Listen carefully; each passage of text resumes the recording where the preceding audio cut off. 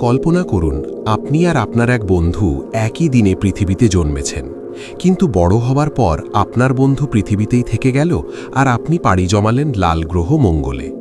বহু বছর পর আপনি যখন পৃথিবীতে ফিরে এলেন তখন দেখলেন এক অদ্ভুত কাণ্ড।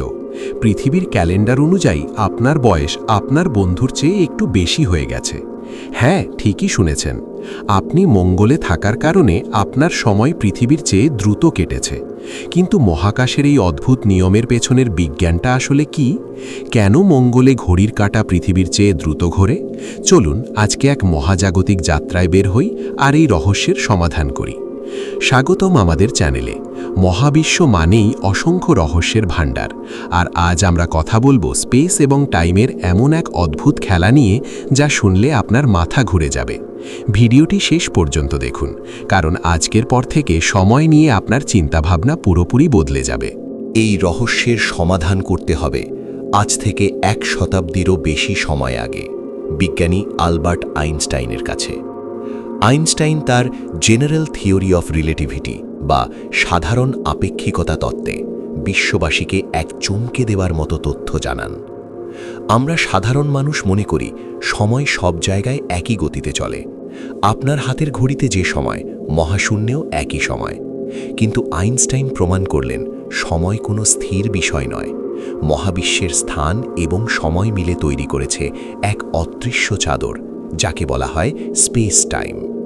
ব্যাপারটা একটা ট্র্যাম্পোলিন বা টান টান করে বাঁধা কাপড়ের মতো ভাবুন।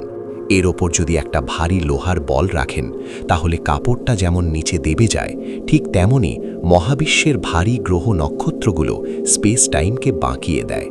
আর এখানেই আসে আসল টুইস্ট।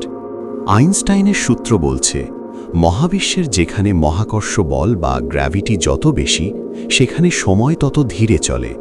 বিজ্ঞানের ভাষায় একে বলা হয় গ্র্যাভিটেশনাল টাইম ডাইলেটেশন। এবার আসুন আমাদের পৃথিবী আর মঙ্গল গ্রহের তুলনায়। পৃথিবীর আকার এবং ভর মঙ্গল গ্রহের চেয়ে অনেক বেশি। পৃথিবীর তুলনায় মঙ্গলের ভর মাত্র 11% এবং মঙ্গলের মহাকর্ষ বল পৃথিবীর মাত্র 38%। যেহেতু পৃথিবীর ভর এবং মহাকর্ষ বল অনেক বেশি, তাই পৃথিবী তার আশেপাশের স্পেস টাইমকে অনেক বেশি বাঁকিয়ে দেয়। ফলে পৃথিবীর বুকে সময়ের প্রবাহ কিছুটা ধীর। অন্যদিকে মঙ্গলে গ্র্যাভিটি বা মহাকর্ষ বল পৃথিবীর অর্ধেকেরও কম হওয়ায় সেখানে স্পেস টাইমের বক্রতা কম। আর ঠিক এই কারণেই মঙ্গলের সময় পৃথিবীর চেয়ে কিছুটা দ্রুত চলে। এখন আপনার মনে প্রশ্ন আসতে পারে, মঙ্গলে গেলে কি আমরা রাতারাতি বুড়ো হয়ে যাব? উত্তর হচ্ছে না।